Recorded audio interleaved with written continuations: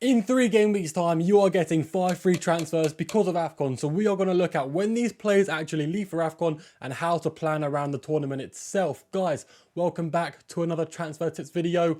Make sure you like and subscribe, and let's get right into it.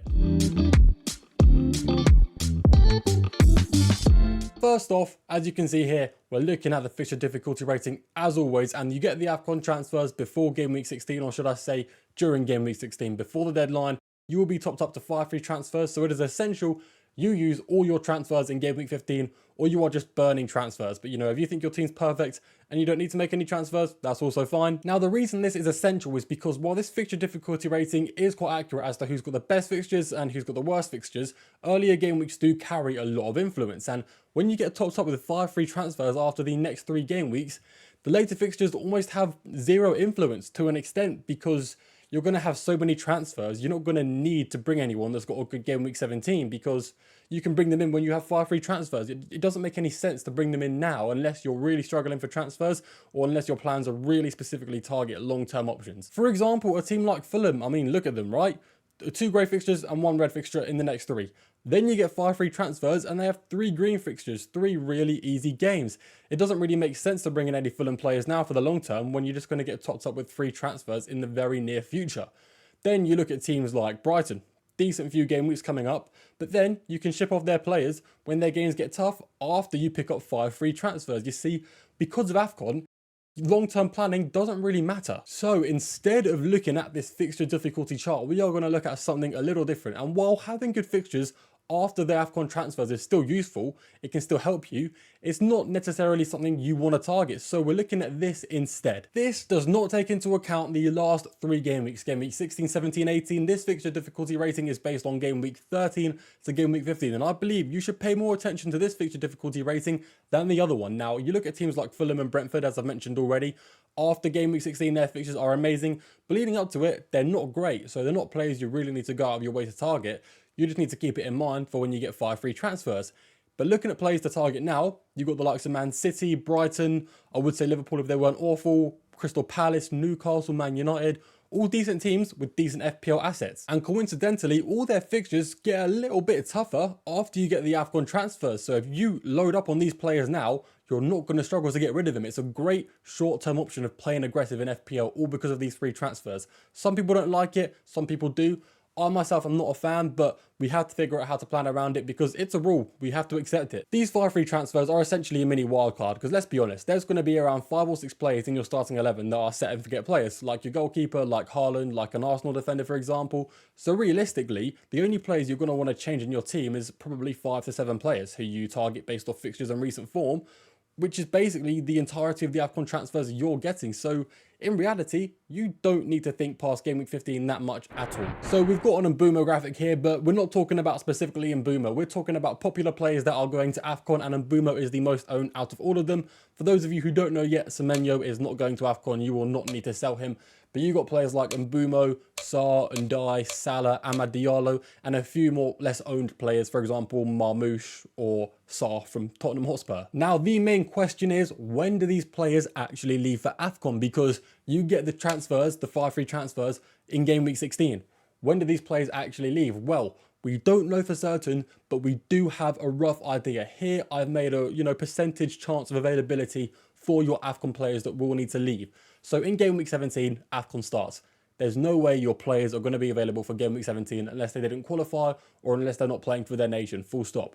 In game week 15, it's up for debate. See, players are supposed to leave 2 weeks in advance for AFCON. And if that holds, your players are all leaving before game week 15 even starts, and you're going to miss them before you get the free transfers. But Ruben Amorim said this in a press conference leading up to game week 12 just the other day. He said they're going to try and negotiate with the nations to hold on to the players a little longer before they need to leave for AFCON. Now, bigger clubs probably have a better chance of this. So the likes of Amad and Mbeumo staying for game week 15 is maybe more likely than Ndai or Sarr staying for game week 15. That's just how it is. And it's all up to the negotiations between the club and the nation. I find it likely that some of these players will stay for game week 15 and play their Premier League games, but for game week 16, I would find it incredibly unlikely. Game week 16 is a week before AFCON starts, but because players need to depart in general 2 weeks before, I find it very unlikely that clubs will be able to persuade the nations to let these clubs hold on to their players for more than 1 week than they're supposed to. You know, if they play for Game Week 16, I would consider it a miracle, but we don't know. They could have some really persuasive players at the clubs. So what I will say to you all right now is that your players will probably play for Game Week 15, but it's not guaranteed. And you can expect all these players to go for Game Week 16 onwards. So it's kind of appropriate you get these 5 free transfers in Game Week 16. That's when they're all most likely to leave. And it's not going to be some sudden thing where you have to guess if your player is going to be available for Game Week 15 or not. You will probably know long before the deadline in Game Week 15 how long your players going to AFCON are actually staying for and when they're leaving well in advance. This is also important because when buying players, you know, for Game Week 13, there's a good chance players going to AFCON will only play the next 2 game weeks. So you really want to be careful when bringing players that are going to AFCON. Unless you have free transfers in abundance and you know you can plan up until Game Week 16 where you get the free transfers, then you can bring in African players for the short term. Like Mbeumo across the next 2 game weeks, it's going to be an alright player. And if you need to sell him for Game Week 15, it could still be worth bringing him in. We're going to focus on something a little unrelated to AFCON now. In fact, entirely unrelated to AFCON because that's all we needed to talk about. And I do think talking about Arsenal players is quite crucial. You know, Bukayo Saka, he costs a lot and he's not been too good recently. The cheaper midfielders are doing a lot better.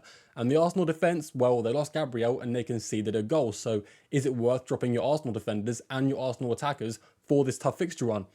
In short, the answer is no, guys.